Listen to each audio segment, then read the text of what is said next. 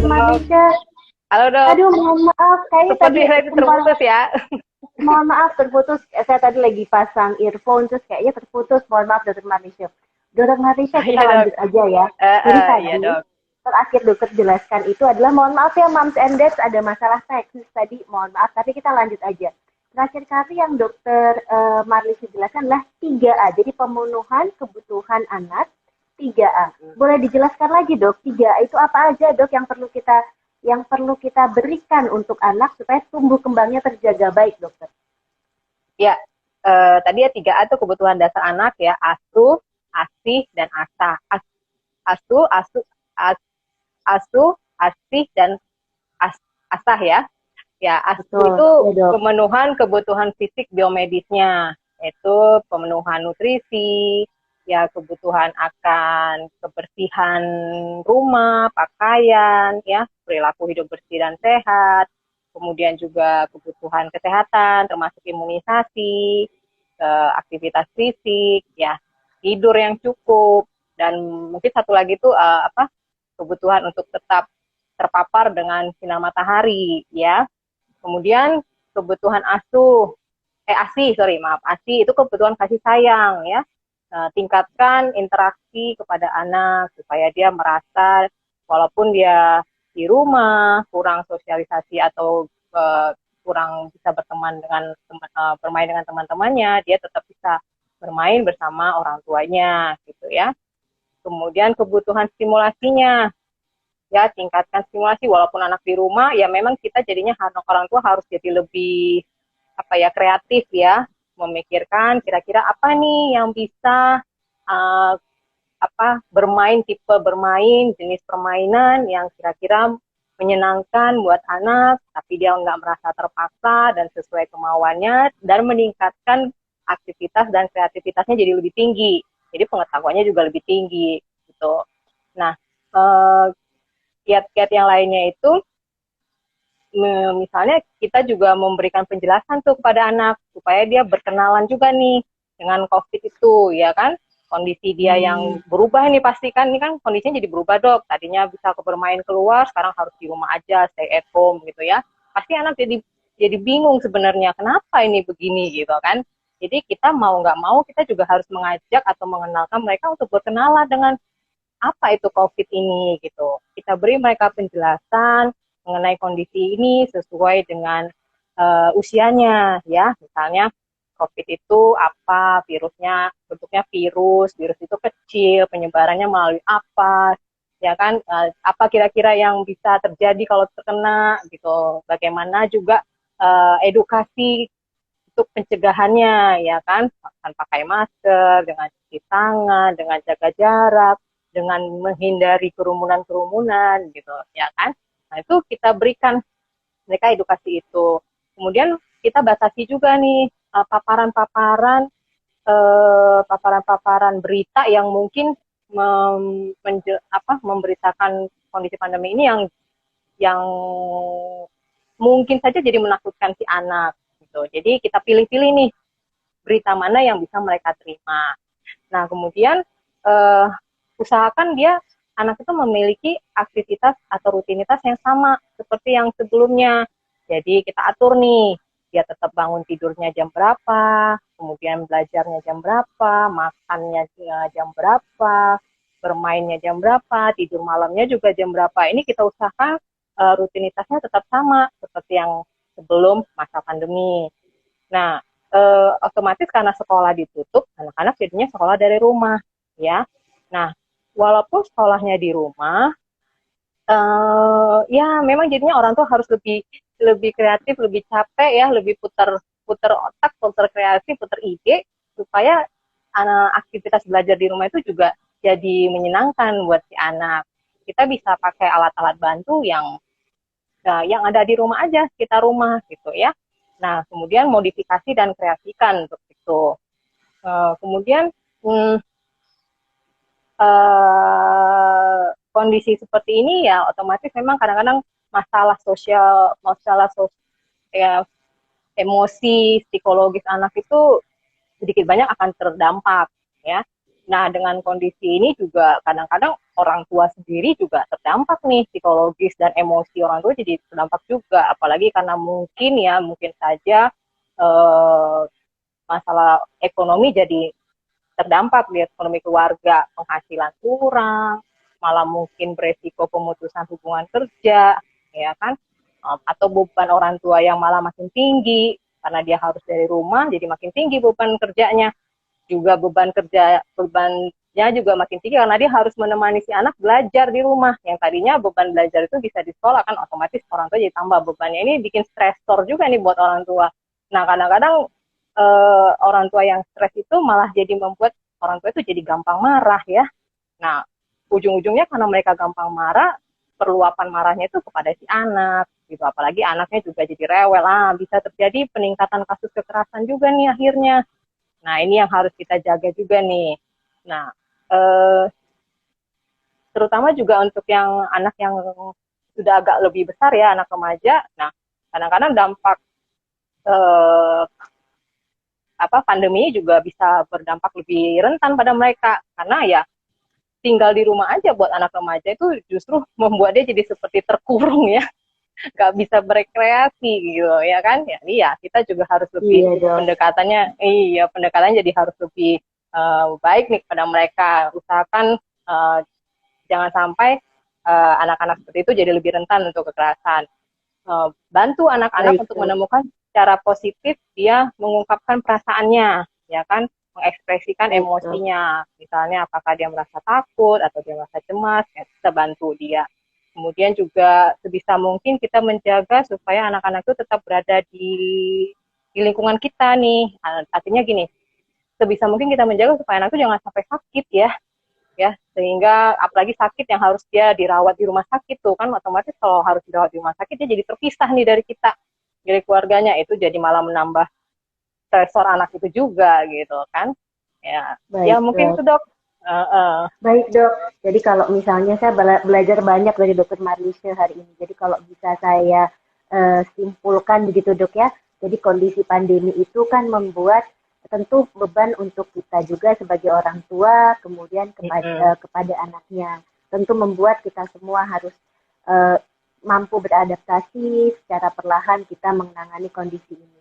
Pada anak sebagai orang tua kita juga harus bisa menjelaskan ya dok ya, mengenai kondisi pandemi ini, tentu sesuai usianya, kita menjelaskan mengenai kondisi yang terjadi, kemudian nanti tetap berpikir positif, kemudian membuat rutinitas yang rutin yang baik pada anak, supaya anak bisa mengikuti, kemudian ya jadi sebagai orang tua kita juga nanti harus, ya beban kita kan juga ada ya dok ya, orang tua mungkin kerja dan lain-lain, kita juga perlu penyaluran ekspresi dari orang tua juga supaya kalau kita ada perasaan marah atau gimana tidak disalurkan ke anak begitu ya dok ya. Iya benar dok. Dokter, boleh saya lanjut ke pertanyaan dok? Jadi iya boleh dok. Terima kasih dok. Jadi Moms and Dad yang baru bergabung juga atau yang sudah mengikuti dari tadi, kita ada narasumber yang sangat-sangat kompeten sekali di bidangnya dalam menjelaskan mengenai tumbuh kembang anak. Oleh karena itu saya mengundang Moms and Dads untuk mengajukan pertanyaan. Tetapi kami juga sudah mengumpulkan pertanyaan dari Moms and Dads yang disampaikan melalui Instagram kami, Sahabatku Dokter Anak.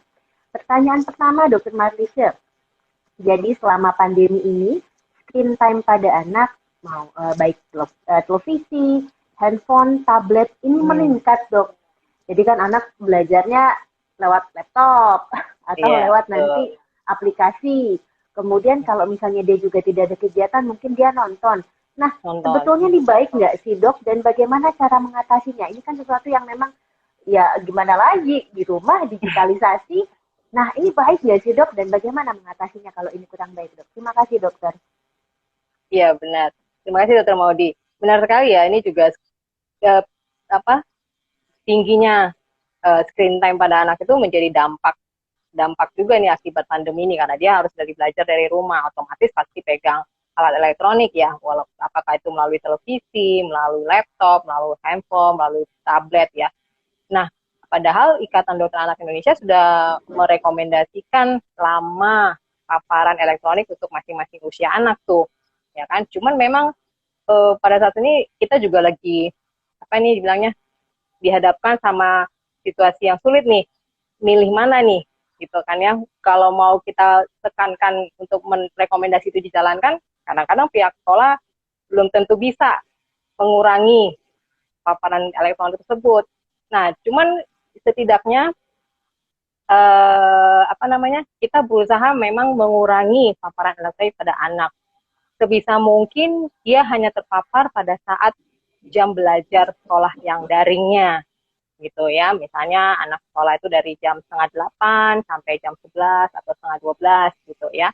Itu sudah hampir 4 jam barangkali. Nah, habis itu untuk berikutnya, kalau bisa jangan lagi mereka terpapar dengan elektronik. Ya, jangan lagi nonton TV, jangan lagi pegang HP gitu ya. Nah, apa yang bisa mereka kerjakan? Ya terpaksa kita juga yang harus kembali putar ide nih, ya kan? Kita harus cari cara supaya anak itu bisa bermain di jam di luar sekolah tadi, ya. Atau misalnya setidaknya pada waktu jam-jam tertentu dia mengerjakan tugas yang dari sekolah, tapi tidak melalui elektronik lagi, ya kan? Jadi hanya langsung mengerjakan di kertas atau di paper, sesisa mungkin seperti itu. Bermain yang utamanya. Bermainnya bagaimana? Ya, kembali lagi kita putar ide lagi nih, cari segala ide, apakah dari buku, apakah dari media sosial gitu ya. Kira-kira jenis permainan apa yang bisa kita berikan ke anak kita sesuai usianya, namun dengan bantuan-bantuan atau alat-alat pembantu yang tidak sulit diperoleh, dengan alat-alat yang ada di rumah aja nih, misalnya dengan sendok, dengan garpu, atau dengan pensil, atau dengan botol gitu ya, segala macam yang ada di rumah itu kita bisa bikin. Kalau perlu dengan aktivitas misalnya yang tadinya anak tuh nggak punya waktu untuk bantu orang tuanya nyuci mobil, ya kita ajak nih, ya kan, kita ajak dia untuk cuci mobil, kita ajak dia untuk nyiram bunga, kita ajak dia untuk berkebun, ya, kita ajak dia untuk bersih-bersih rumah. Pokoknya suatu kegiatan yang akhirnya dia lupa dengan elektroniknya gitu. Baik, jadi anjuran. Jadi kalau anjuran baiknya screen time itu pada saat sekolah, pada saat jam sekolah misalnya jam setengah 8 sampai jam 12 atau setengah 1 gitu ya dok ya. Kemudian setelah itu diupayakan supaya melakukan kegiatan yang bermain atau mengerjakan sesuatu yang lain yang tidak menggunakan screen time gitu ya dok ya. Iya benar. Itu Jadi, ya cara kita tuh. Betul, tadi menarik sekali yang dokter bilang. Kalau misalnya ada biasa berkebun, orang tua suka berkebun, diajak berkebun, diajak memasak. Tadi yang menarik sekali diminta cuci mobil, cuci mobil ya, atau misalnya kan dok, bersih rumah, misalnya kayak gitu ya dok ya. Tapi cuci sepeda, juga, dok, ya. Cuci sepeda. jadi rumah bersih ya dok ya. Terus kalau misalnya lebih kecil, mungkin nanti bisa juga kalau anak lebih sesuai usia ya dok ya, nanti menggambar, menulis dan lain-lain. Baik dok. Nanti mungkin dokter lebih lanjut menggunting, bener dok. Nah, beresin mainan ya, macam-macam. Iya dok. Jadi mungkin nanti lebih lanjut dokter bisa kasih ya dok tips-tips ke kita melalui sahabat dokter anak. Apalagi sih yang bisa dilakukan untuk mengurangi screen time pada anak pada saat pandemi begitu ya dok ya? Iya dok. Mbak, terima kasih dok. Baik, pertanyaan selanjutnya dok. Dok, ini mengenai imunisasi. Imunisasi selama pandemi ini bagaimana ya dok? Saya masih agak takut untuk pergi ke klinik atau rumah sakit. Nah, ini dok, ini permasalahan banyak sekali. Jadi imunisasi ini. Nih dok. Silakan dok penjelasannya. Iya Mams, imunisasi jangan sampai tidak dilakukan ya Mam ya. Karena apa? Karena kita justru takut kalau nanti imunisasinya tidak berjalan dengan baik, kita justru kemungkinan mengalami pandemi penyakit lain yang sebenarnya bisa diatasi dengan imunisasi. Jadi rekomendasi IDAI selama pandemi ini, imunisasi harus tetap dijalankan terutama pada usia 18 bulan. Dari mulai 0 sampai 18 bulan itu harus tetap jalan. Ya, dari mulai lahir, usia 1 bulan, 2 bulan, sesuai dengan jadwal imunisasi yang sudah ditetapkan IDAI. Ya, jangan takut Mam, sebenarnya kita sudah memberikan protokol-protokol kepada semua pelayanan kesehatan, prinsip-prinsip imunisasi di masa pandemi itu bagaimana. Dan biasanya pelayanan kesehatan itu sudah, fasilitas pelayanan kesehatan itu sudah melakukan protokol itu dengan baik. Jadi mereka memisahkan pemeriksaan anak sehat dengan anak sakit, apakah itu tempatnya yang dipisah atau jam pemeriksaan yang dipisah gitu ya. Kemudian ruang tunggunya juga dipisah. Kemudian pertimbangan mungkin vaksinnya itu bisa diberikan langsung multiple ya, jadi sekali kunjungan bisa beberapa vaksin diberikan bersamaan sehingga mengurangi waktu kunjungan. Jangan lupa pada waktu mau imunisasi ya, sebisa mungkin mama sudah menghubungi dulu tempat pelayanan kesehatan yang dituju untuk membuat janji atau mengetahui jadwal dokternya kapan gitu, sehingga mengurangi waktu tunggu. Ya, kemudian jangan lupa untuk menjalankan protokol kesehatan, pakai alat perlindungan diri, ya, masker gitu ya, terus bawa hand sanitizer. Ya, anak juga kalau misalnya dia di bawah 2 tahun dia belum boleh pakai masker, tapi mungkin bisa dilakukan penutup untuk strollernya kah, atau pakai face shield. Anak-anak juga bisa gitu ya. Untuk anak besar di atas 2 tahun boleh diberikan masker, dan tetap jaga dia, jangan jauh-jauh dari kita gitu. Baik dok, jadi kalau begitu imunisasi itu tetap harus diberikan pada saat pandemi ya dok ya, karena kita takutnya nanti pandeminya selesai, insya Allah pandemi selesai. Amin. Nanti jadi ada kondisi lain, misalnya campak yang tiba-tiba jadi kasusnya banyak, atau misalnya difteri, itu kita juga nggak mau ya dok ya.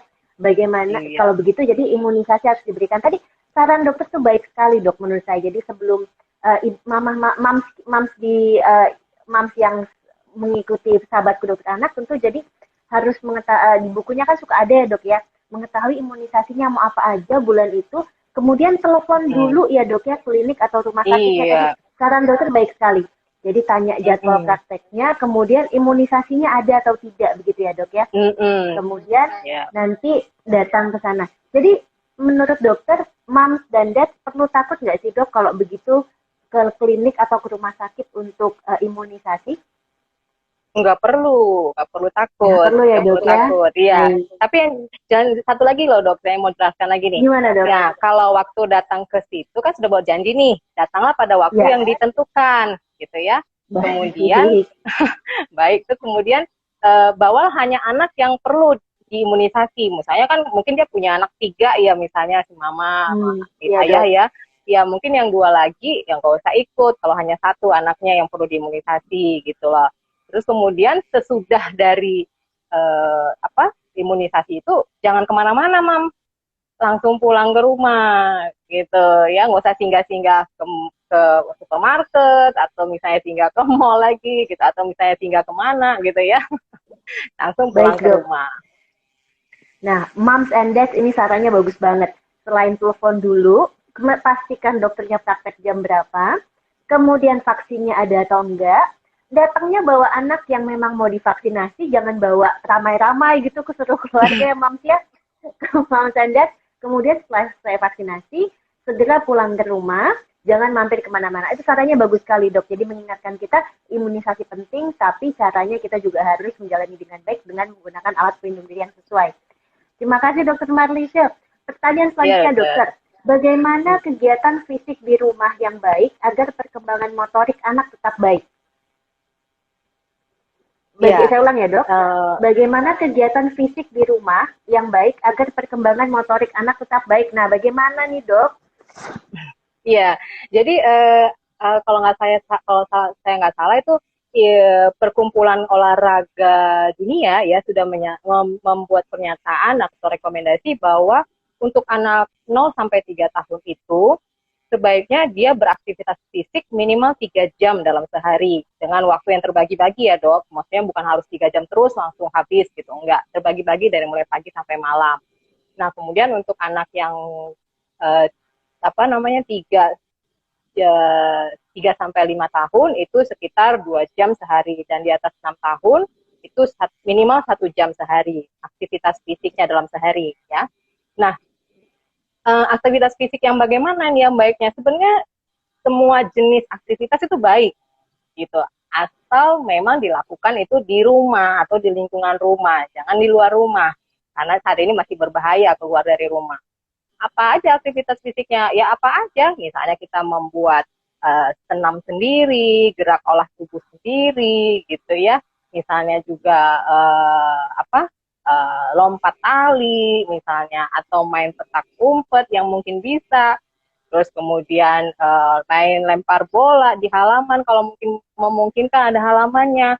Terus bisa juga seperti yang tadi saya bilang, kalau dia misalnya ayahnya bisa apa, bantu cuci mobil, cuci motor, ya cuci sepeda, gitu ya, atau berkebun, siram bunga, nyapu, bersih-bersih rumah, melap, itu sudah termasuk aktivitas fisik. Jadi segala apa yang bisa kita kerjakan di rumah sih bisa. Jadi maksudnya aktivitas fisik itu bukan hanya olahraga ya, Mams ya? Bukan hanya Jadi olahraga, semua, iya. oh baik dok, jadi waktu 3 jam, kemudian 2 jam, 1 jam itu tentu harus dilihat aktivitas fisik yang lainnya selain olahraga. Nah, apa sih aktivitas fisik khusus yang harus dilakukan? Ada nggak sih, Dr. Marlisha, sesuai usia-usia masing-masing kelompok usia anak? Ada yang khusus Khusus nggak sih yang harus dilakukan? sekali sih sebenarnya tidak ya. Yang penting aktivitas fisik itu artinya kan fisiknya bergerak ya, bergerak gitu, nggak duduk gitu, nggak Nggak hanya tidur, pegang biasanya HP, kan kalau nggak di rumah, tidur nggak gitu, ya. benar. Jadi aktivitas fisik baik. Jadi kalau tadi anak usia di bawah 3 tahun ya, paling nggak 3 jam, tapi di waktu yang terbagi. Terus kemudian Iya, lebih tua tadi 3 tahun ke atas itu berapa jam, Dokter Malaysia? 3 sampai 5 tahun tuh dua jam ya, kemudian tiga di atas sampai lima enam tahun 2 tahun jam. 1 jam. Di atas 6 tahun 1 jam. Jadi ini membantu supaya kita nggak cuma tidur aja atau anak nggak cuma tidur aja atau main handphone aja, tapi diingatkan untuk menggerakkan badan ya Dokter Bergerak, Malaysia ya. iya, Bergerak bergerak. baik, dan bisa apa aja, benar tadi Dokter Malaysia, nggak harus olahraga. Pikirannya soalnya kita aktivitas fisik, senam lah, aerobik lah, Iya, apa suruh naik sepeda, padahal bisa melakukan kegiatan-kegiatan yang biasa kita lakukan di rumah. Misalnya tadi Dokter Malaysia nyuci, nyapu, berkebun dan lain-lain, itu aktivitas fisik ya Dokter Malaysia ya. Baik, Dokter Malaysia tuh jelas banget deh. Ini menarik sekali pembahasan hari ini. Oke, Mam, saya undang lagi untuk kalau ada pertanyaan, tapi pertanyaan selanjutnya yang sudah dimasukkan oleh Moms and Dad ke akun Instagram kita, Sahabat Grup Anak. Dokter Malaysia, anak saya 6 tahun dari kecil cenderung pemalu. Namun jika sudah mengenal orang, dia bisa merasa nyaman dan bisa bersosialisasi. Setelah ada peraturan PSBB dan tidak lagi bermain dengan teman-temannya di sekolah, tampaknya dia jadi lebih pemalu dan membutuhkan waktu lebih lama untuk bermain dengan teman sebayanya. Apa yang bisa saya lakukan untuk menstimulasi interaksi sosial di masa PSBB ini? Wah, Dokter Marlisha, ini kayaknya banyak juga yang mengalami kondisi ini. Silakan Dokter Marlisha asupannya. Iya, benar sekali, Mam. Pemalu atau justru malah dia jadi takut ya, bertemu orang itu memang menjadi salah satu dampak masalah perilaku emosi pada anak akibat pandemi ini, gitu ya. Takut sosialisasi, takut misalnya orang itu justru nanti dia jangan-jangan bawa virus nih tuh saya gitu ya. Nah itu jadi itu memang merupakan masalah nih. Nah gimana cara kita mengatasinya?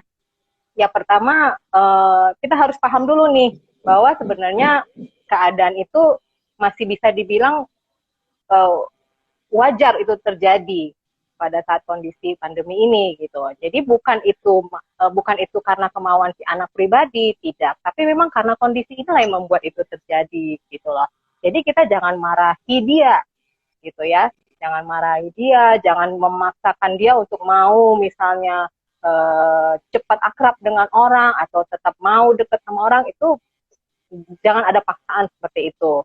Ya kalau memang dia masih rasanya takut atau tidak mau cepat langsung akrab, ya udah nggak apa-apa. Dia ada di dekat kita aja. Pelan-pelan kita berikan pengertian bahwa oh itu temannya mama, misalnya itu teman papa. Kamu nggak usah takut, kan berbahaya, tapi tetap mam jaga jarak ya. Protokol kesehatan harus tetap kita jalankan nih gitu. Jangan kita paksa anak itu untuk mendekat ke orang yang kita inginkan dia deket gitu misalnya. Jangan, gitu. Tetap harus jaga jarak gitu. Tapi itu tadi jangan ada pemaksaan ya. Yang pelan-pelan nanti kita kasih pengertian buat dia bahwa ya itu hal yang biasa. Jadi kalau begitu, Dokter Marlisha, yang penting adalah kita, jadi memang anaknya dasarnya pemalu dan sekarang PSBB ini dia tidak apa namanya jadi lebih pemalu dan butuh waktu lama untuk bermain dengan sebayanya.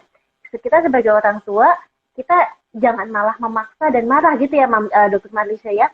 Itu yang penting pertama Iya. kali. Yang penting adalah kita memberikan pemahaman, kemudian uh, kita harus positif, memberikan informasi positif dan pemahaman kepada anak ya. Begitu Dokter Marisha. Dokter Marisha, saya mau nanya. Sekarang kan banyak nih, bisa Zoom, bisa um, WhatsApp call group, banyak lagi ada Google Meet dan lain-lain. Apakah itu bisa membantu untuk sosialisasi anak, terutama sih anak yang lebih besar ya, Mams ya? Hmm. Apakah itu bisa membantu dengan segala macam platform-platform digital untuk sosial, untuk meeting online begitu, Dokter Iya. Marisha?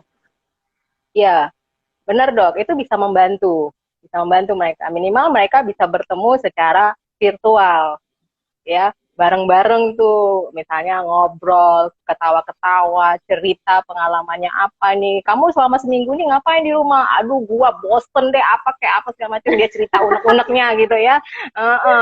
Lu ngapain lu di rumah gitu ya, apalagi untuk anak yang udah dewasa, remaja barangkali ya. Gitu ya. Aduh, ya itu cukup cukup baik itu bisa untuk menyalurkan atau mengurangi rasa bosan dari anak gitu. Tapi tetap mam kita perlu monitoring gitu ya.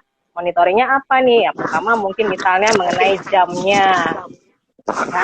Jam jam pertemuan virtual itu jam berapa?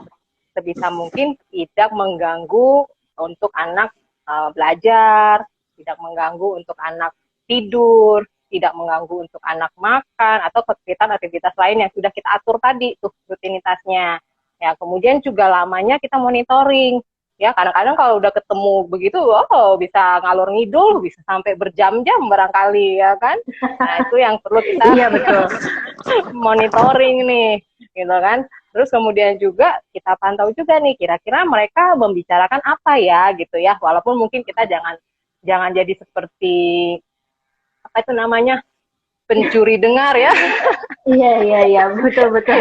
Nanti anaknya Nanti merasa malah dia ini kenapa saya kok dikuntit gitu ya istilahnya ya, diamat-amati Iya gitu betul ya ya. Dok. Jadi justru malah anak nanti jadi malah menghindar gitu kan, sembunyi-sembunyi gitu ya, enggak gitu ya. Tapi ya kita apa sesekali kita lihat, oh lagi ngapain, oh orang itu mereka bicaranya apa gitu.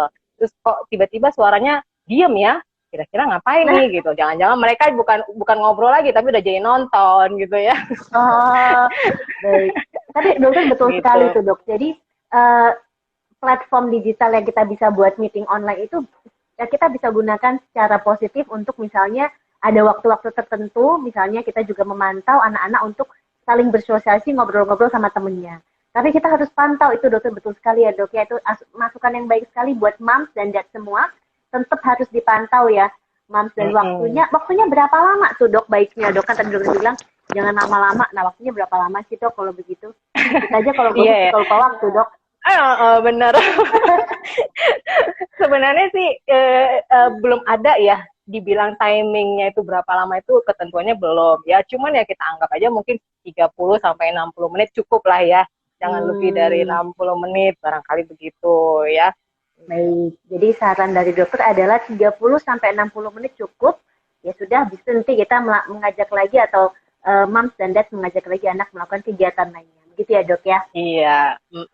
Baik dok, kalau begitu saya lanjut pertanyaan berikutnya yang sangat juga menarik dok. Nah, ini moms menanyakan, seberapa pentingkah peran dan interaksi orang tua bersama anak dalam masa tumbuh kembang si anak? Nah, seberapa penting dok? Silakan dok asupannya. Itu sangat penting. Ya, itu termasuk dalam pemenuhan kebutuhan dasar anak tadi yang 3A itu, yaitu ASI dan ASA. ASI pemenuhan kasih sayang dan ASA pemenuhan stimulasi atau rangsangan. Ini keduanya justru jika itu datang daripada orang terdekat anak, yaitu orang tuanya, maka ini akan sangat positif dampaknya ya. Jadi tumbuh kembangnya akan lebih positif, anak akan lebih attachment-nya, ya, emosinya, kedekatannya dengan orang tuanya itu akan lebih terbangun. Kalau emosinya lebih terbangun, otomatis kemungkinan social quotient-nya, emotional quotient-nya itu akan lebih terbentuk baik gitu. Jadi ya penting sekali, Mam. Ya sebisa mungkin kita selalu sebisa mungkin kita selalu menyarankan minimal sekali ada waktu 30 menit waktu kita untuk anak kita yang tanpa gangguan apapun juga gitu. Baik. Jadi penting sekali, penting untuk perkembangan mental, sosial juga si anak, social quotient-nya, kemudian emotional quotient-nya juga. Dan tadi 30 menit ya Mams ya, Dokter Marlisha, yang tanpa gangguan untuk bermain atau interaksi sama anak. Begitu ya Dokter Marlisha ya? Iya. Wah, menarik sekali nih Dok, penting sekali. Jadi kita sekarang jadi lebih tahu bahwa ini penting banget deh. Nah, Dokter Marlisha ini ada pertanyaan menarik lainnya Dok. Dok, saya wanita karir, suami juga bekerja. Sekolah online ini menurut saya sulit sekali karena saya harus membagi waktu dengan sekolah anak dan pekerjaan. Adakah tips khusus tentang sekolah online ini Dok? Wah, ini banyak sekali pasti yang menceritakan atau mengeluhkan ini. Dokter, silakan Dok, bagaimana nih Dok? Gimana nih Dok? Ya, benar Mam. Memang sekolah online ini menambah kerja, beban tanggung jawab dari orang tua juga. Karena dengan otomatis sedikit banyak kita jadi harus memantau anak kita di rumah untuk belajar. Nah, kadang-kadang juga pelajaran anak sekarang itu mungkin kita sudah nggak tahu lagi nih ya. Bahkan jadinya kita jadi pusing, kita harus belajar lagi nih. Ya kan? Memang itu derita orang tua semua sih, Mam, bukan cuma mama ya. Nah, kalau gitu tipsnya gimana Dok? Sebelum mamahnya, aduh bagaimana ini. Nah, tips-tipsnya dari Dokter Marlisha, saya juga perlu tahu nih Dok. Gimana nih Dok? Ya, jadi pertama kita harus sadari dulu nih kenapa ini bisa terjadi ya. Jangan kita jadi marah gitu loh, soalnya ini dibuat untuk menambah beban kita gitu. Ya enggak kan, justru sekolah dari rumah itu merupakan upaya dari pemerintah kita untuk mencegah anak sakit, memperbaiki kualitas hidupnya, dan tapi tetap memberikan kebutuhan dia untuk pendidikan, gitu, memenuhi kebutuhan dia akan pendidikan. Gitu. Jadi kita harus mengerti dulu itu tujuannya itu kenapa, gitu ya. Kemudian yang kedua, komunikasi dengan pihak sekolah, Mam, dengan gurunya, dengan kepala sekolah, ya, dengan mungkin pihak administrasi, ya. Kira-kira apa nih yang perlu disiapkan oleh orang tua membantu memfasilitasi proses belajar di rumah ini bagaimana gitu ya, sehingga kita udah siap nih dengan peralatan-peralatan yang perlu gitu.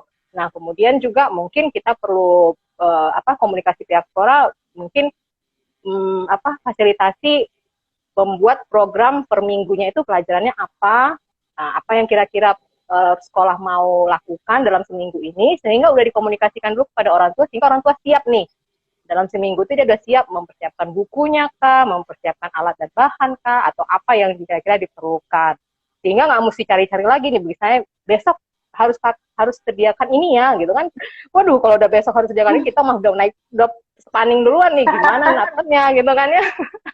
Gitu, jadi komunikasi dengan pihak sekolah, dengan guru itu penting juga.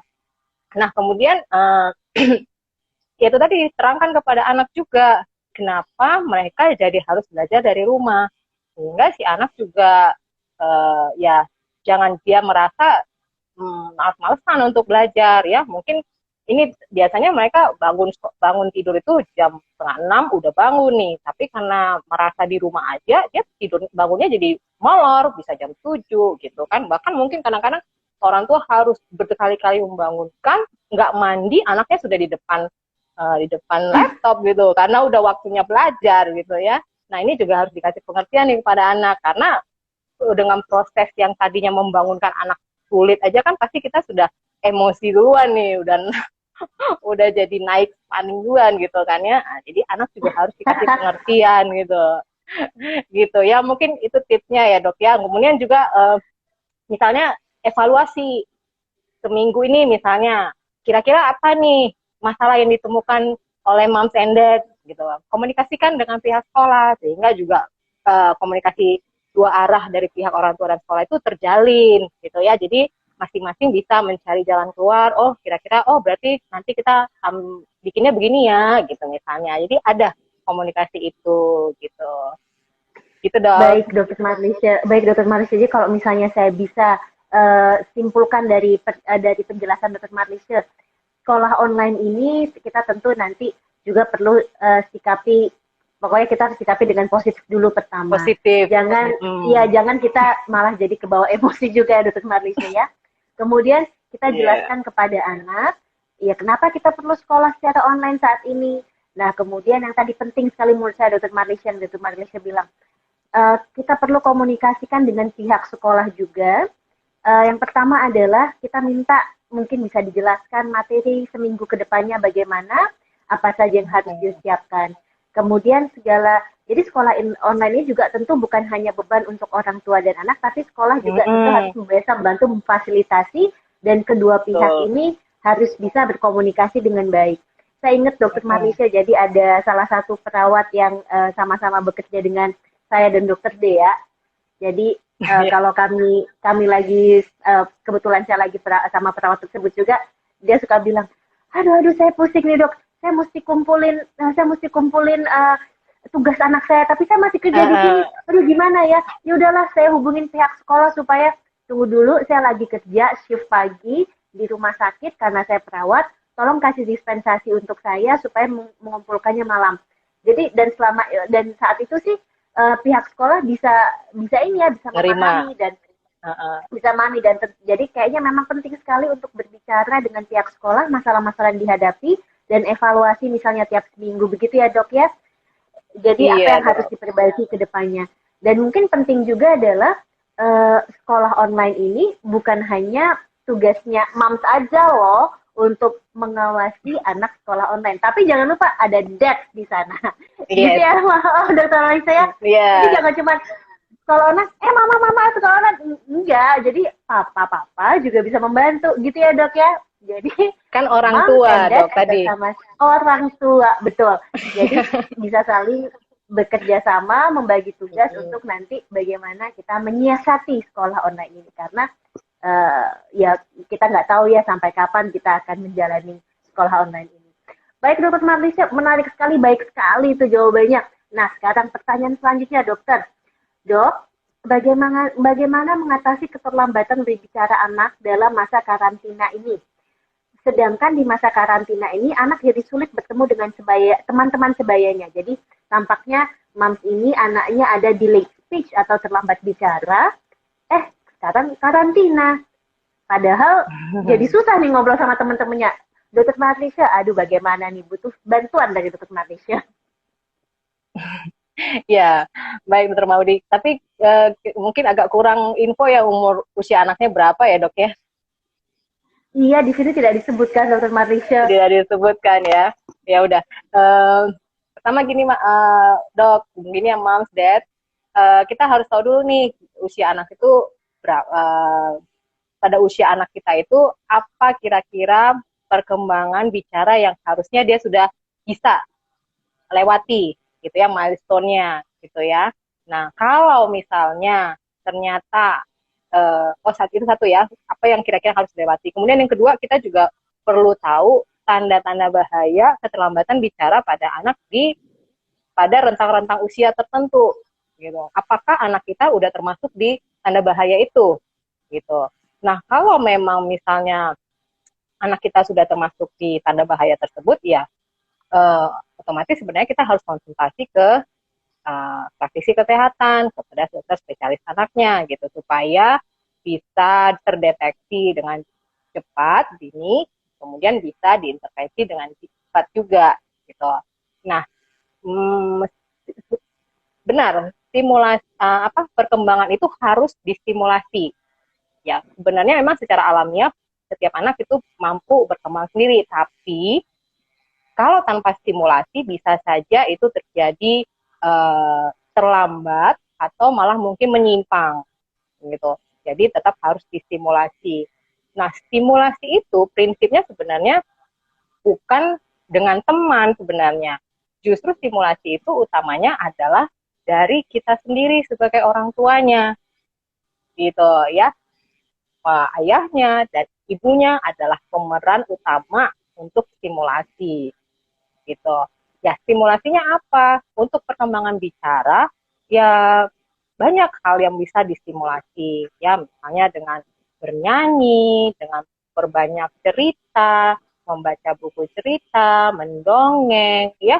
Kemudian sambil bermain dengan anak juga kita pasti akan ngomong, ya kan? Dengan kita ngomong itu, ya itu sudah menambah perbendaharaan kosakata daripada si kecil.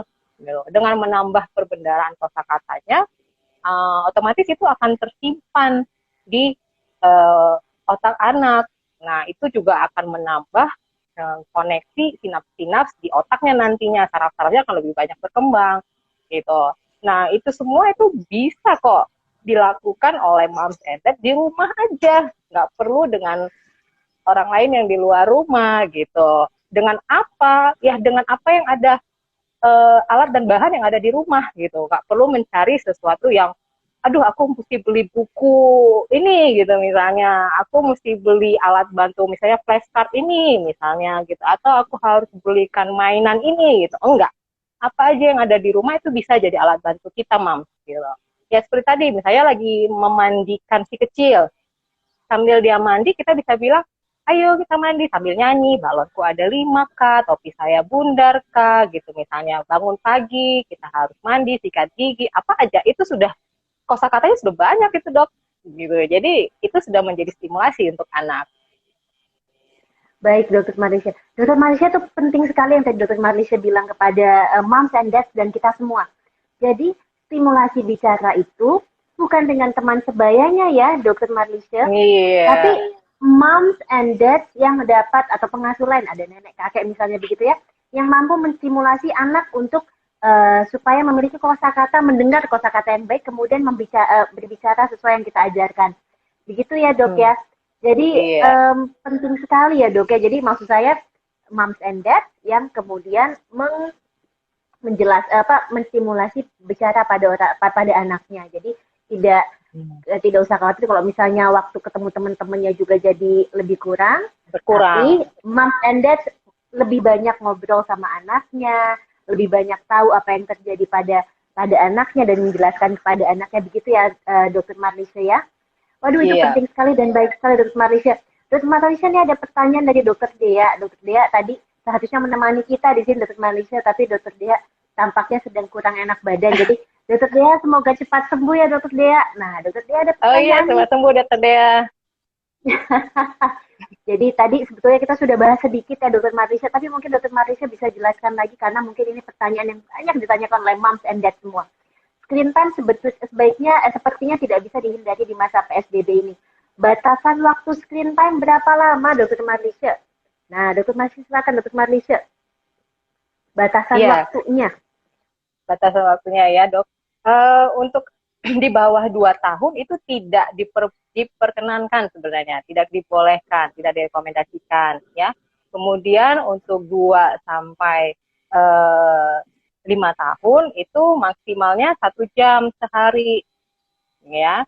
Nah kemudian kemarin kita sudah buat ini ya, apa namanya, ada diskusi di antara pakar karena masa pandemi ini yang mengharuskan anak-anak kontak dengan elektronik atau dengan screen time, dibikin masa itu untuk anak SD itu kalau bisa maksimal 2 jam sehari ya. Kemudian untuk anak yang lebih besar maksimal 3 jam sehari.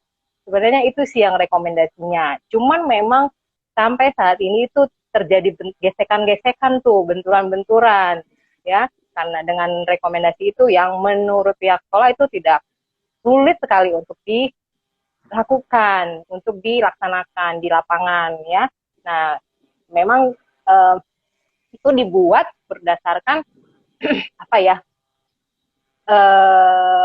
efek-efek yang mungkin terjadi karena screen time yang tinggi, sehingga kita jangan sampai terjadi dulu efek itu baru kita memberikan rekomendasi yang benar gitu loh. Nah cuman karena kesulitan di lapangan melakukannya, yaitu tadi saya katakan sebisa mungkin nih anak terpapar dengan layar hanya pada saat dia belajar.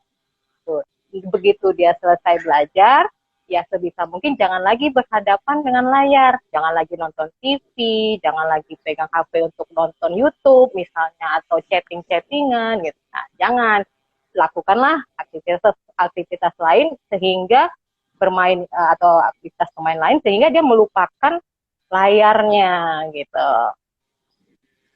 Baik dok, jelas sekali dok. Jadi kalau dari kami, nanti kami Moms and Dads juga menunggu rekomendasi-rekomendasi yang dikeluarkan secara resmi dari para pakar ya Dokter Marlisha, termasuk Dokter Marlisha nanti mungkin yang tergabung di dalamnya. Tapi tadi yang Dokter Marlisha jelaskan, kalau misalnya masa sekolah, kalau kurang dari 2 tahun tidak, tapi kalau misalnya masa sekolah, pada saat dia sekolah online itu, setelahnya sebaiknya nanti dikurangi waktunya untuk menggunakan alat-alat digital atau screen time. Begitu ya Dokter Marlisha ya? Benar dok. Baik.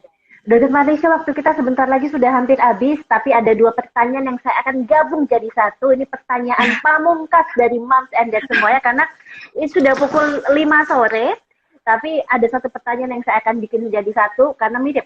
Yang pertama, pertanyaannya seperti ini Dokter Marlisha. Selama masa karantina ini, anak memiliki ruang gerak yang terbatas. Biasanya dia bisa main di taman, atau di halaman, atau bersepeda, dan lain-lain, dan pasti akan berkurang waktunya. Nah, pertama, sebetulnya nih dok, boleh nggak sih anak masih main di tempat bermain, di taman atau tempat bermain? Mungkin taman yang dimaksud ini adalah taman kompleks gitu ya, bukan taman rumah, tapi taman kompleks atau tempat bermain publik begitu. Atau harus main di rumah. Yang kedua, kalau misalnya memang jadi dia banyak main di rumah, jadi yang tadinya bisa bebas lari di taman, main di halaman atau di ruang publik dan lain-lain, sekarang kita agak batasi. Nah, dampaknya bagaimana ini dok untuk tumbuh kembang anak? Silakan dok untuk pertanyaan pamungkas ini. Ya, terima kasih dok, terima kasih Mam. Tadi ya bermain di taman ya. Sebenarnya gini, kalau kita sih rekomendasinya tetap tinggal di rumah gitu ya, hindarin keluar dari rumah ya. Tapi sebenarnya begini, kalau misalnya kita yakin nih, kalau misalnya tadi kan kayak taman kompleks ya, taman rumah di sekitar rumah gitu. Kalau misalnya ada taman itu baik dan tidak selalu ramai, tidak ada kerumunan-kerumunan pada waktu-waktu yang tidak banyak orang berkumpul, boleh-boleh aja Mam untuk bawa anak misalnya jalan-jalan ke sana sebentar gitu ya, tapi tetap nih keluar dari rumah jangan lupa protokol kesehatannya dipakai, pakai masker, bawa hand sanitizer ya, kemudian jaga jarak gitu. Kalau misalnya jadi rame orang ada di situ banyak lagi yang datang, ya kita yang harus sadar diri, kita menghindar gitu, kita langsung pulang, jangan lama-lama di situ lagi gitu misalnya. Jadi sebenarnya kembali lagi kepada kita yang menilai sendiri nih Mam ya, menilai sendiri nih dok, kira-kira itu aman nggak buat anak kita bawa ke sana. Intinya hindari kerumunan, harus jaga jarak minimal, paling bagus sih 1,6 meter tuh minimalnya ya kan. Nah terus kemudian kayak tadi dokter yang kedua, apakah itu berdampak kalau dia di rumah saja ya dok ya? Berdampak. Jadi ada pembatasan aktivitas keluar rumah, iya betul. Apakah apakah ini berdampak untuk tumbuh kembang? Ya dampaknya tadi itu memang ada, sedikit banyak ada. Tapi itu kembali lagi kepada kita Mam, ya. Di dalam rumah pun kita bisa berkreasi untuk membuat anak kita itu tetap merasa nyaman, bisa beraktivitas, bermain. Nah, bisa hanya di dalam rumah saja. Yang penting apa ya kita juga harus punya jadi banyak ide ya, kreasi gitu ya, coba ini coba itu, coba ini coba itu, kira-kira yang mana permainan yang kira-kira anak itu merasa senang, merasa puas, merasa gembira gitu ya. Mungkin dia yang dengan yang satu ini, permainan ini kurang enak, nah kita ganti permainan yang lain gitu ya. Misalnya kita bikin sambil siram bunga misalnya gitu, habis siram bunga kita semprotin airnya, jadinya mandi deh gitu ya, kayak mandi air mancur gitu kan, anak-anak biasanya senang tuh main air jadinya. Nah itu kan sudah bentuk beraktivitas dan bermain juga gitu. Jadi memang sedikit banyak pasti ada dampaknya, tapi percayalah Mams, kita berusaha mencari ide melakukan sesuatu permainan yang bisa kita lakukan di sekitar rumah kita saja, sebenarnya dampak itu bisa kita minimalisasi. Baik, Dokter Marlisa. Jadi memang kondisi pandemi ini tentu ada dampak buat anak, buat orang tua, dan buat kita semua ya. Tapi kita berusaha sebaik mungkin untuk meminimalisasi itu dengan kita melakukan yang terbaik, tentu juga dengan menjaga kesehatan kita supaya melakukan protokol-protokol yang sesuai supaya kita juga tidak terkena atau tidak sakit begitu ya, Dokter Marlisa. Tampaknya memang kita harus banyak-banyak putar ide bagaimana untuk melakukan banyak kegiatan bersama anak di dalam rumah atau di lingkungan rumah, dan kita lihat kalau kita misalnya mau ke taman rumah atau keluar, kita lihat yang tidak berkerumunan. Begitu ya, Dokter Marlisa ya. Iya, Dok. Dokter Marlisa, terima kasih banyak. Ini waktunya sudah selesai. Saya lihat ada beberapa pertanyaan yang memang belum terjawab, tapi nanti kita akan bahas di Instagram sahabatku dokter anak kita, pertanyaan-pertanyaan yang belum terjawab, jadi bisa dijawab oleh Dokter Marlisa juga sebagai narasumber yang dokter anak yang paling baik dan paling cantik, konsultan tumbuh kembang kita, yang nanti bisa menjawab pertanyaan moms and dad semua.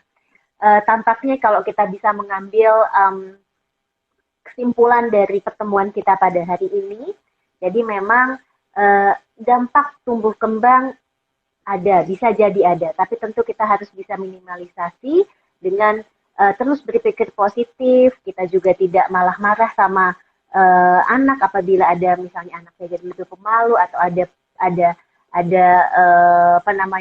jadi pemalu sama teman-temannya. Kita harus bisa memahami, kemudian menjelaskan, dan tentu kita terus berupaya untuk berkomunikasi dengan anak, melakukan kegiatan bersama-sama dengan anak supaya kita bisa terus menstimulasi dan dampak pertumbuhan tumbuh kembangnya tidak banyak untuk anak. Dokter Marlisa, apakah ada kata-kata terakhir sebelum kita menutup acara pada hari ini, Dokter Marlisa? Ya, yang penting Moms and Dad, kita jangan lupa bahwa kesehatan dan keselamatan dari anak dan keluarga kita adalah yang utama pada saat pandemi ini, gitu ya. Jadi tetaplah jalankan protokol kesehatan yang telah dianjurkan oleh pemerintah, ya, dengan tetap berusaha memenuhi kebutuhan dasar anak, ya, asuh, asah, dan asihnya harus tetap kita penuhi. Baik, tampaknya jelas sekali Dokter Marlisa. Terima kasih kepada narasumber kita hari ini, Dokter Marlisa Marpaung, spesialis anak konsultan. Beliau ada konsultan tumbuh kembang anak.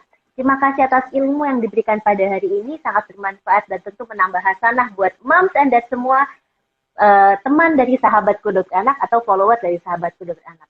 Untuk minggu Terima depan, kasih Dokter Maudi. Terima kasih Dokter Marlisa. Saya ingin mengingatkan kepada moms and dad semua, mungkin Dokter Marlisa juga ingin bergabung. Setiap minggu, kita setiap jam 4, jam 5, kita akan ada IG Live, dan minggu depan Dokter Marlisa, tampaknya kita mau ada kita mau bagi-bagi door prize. Kita mau bagi-bagi door prize. Jadi ada pembahasan topik apa? Tunggu di sahabatku dokter anak, dan kita mau bagi-bagi door prize.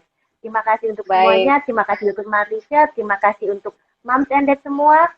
Kalau gitu saya tutup acara pada hari ini. Tetap sehat, tetap beraktivitas dengan aman, pakai alat pelindung diri, jaga jarak. Dan semoga kita selalu sehat dan selalu dalam lindungan Allah Subhanahu wa taala. Amin. Dadah Moms and Dad. Sampai ketemu lagi. Terima kasih Dokter Marlisa.